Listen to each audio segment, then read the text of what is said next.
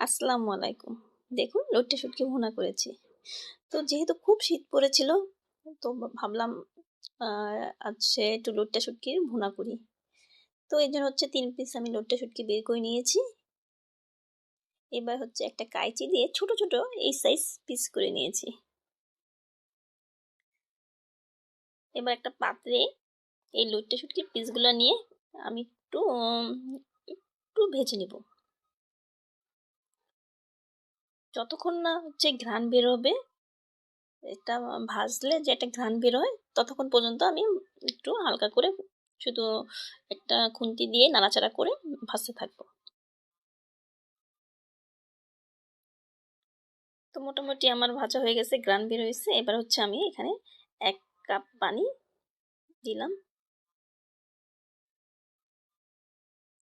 বেশ ভালোভাবে যখন ব্লক আসবে, গরম হয়ে আসবে, তখন আমি একটা ছাঁকনি দিয়ে ছেঁকে নিব।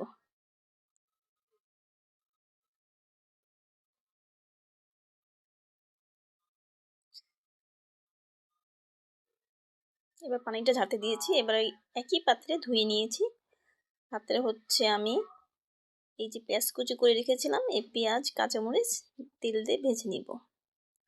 খুব গাঢ় ব্রাউন করব না, হালকা তেল দিয়ে ভেজে নিব।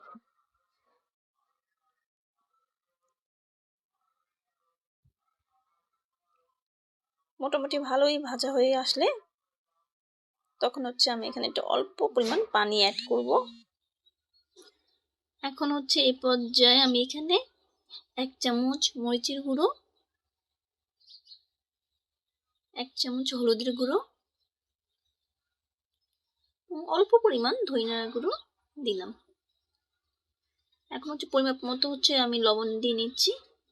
এই পর্যায়ে আমি বেশ ভালোভাবে কষাবো, এমনভাবে কষাবো যাতে তেলটা উপরে উঠে আসে।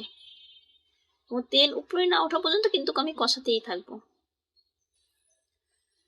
তো এখানে আমি অল্প পরিমাণ জিরার গুঁড়ো আর একটা দারচিনি, 2টা লং দিয়ে দিলাম। এটা গ্রান আনার জন্য।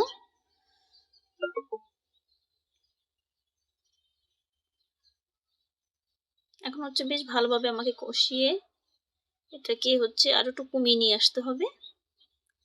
আর আমি ওই যে সিদ্ধ করে রেখেছিলাম যে লইট্টা শুটকিগুলো, ওটা একটু হালকা করে আমি একটা হামানদিস্তাতে একটু হালকা ছেঁচে নিয়েছি। এখন যখনই তেল উপরে উঠে আসবে এবং এর পরিমাপটা একটু কমে যাবে, তখন আমি ওই লইট্টা শুটকিগুলো এখানে দিয়ে নিব।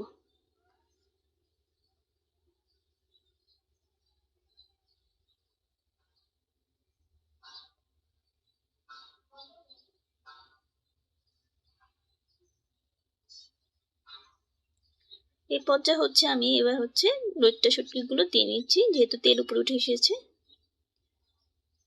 এখন বেশ ভালোভাবে আরো কিছুক্ষণ কষাবো। এরপর আমি পানি দিয়ে দিব,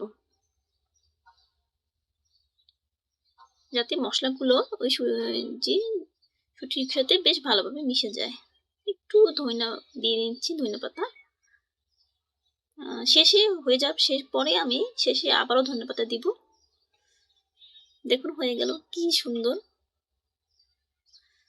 তো আপনারাও খাবেন, এই রেসিপিটা ফলো করে বানাবেন আর বলবেন কেমন হয়েছে।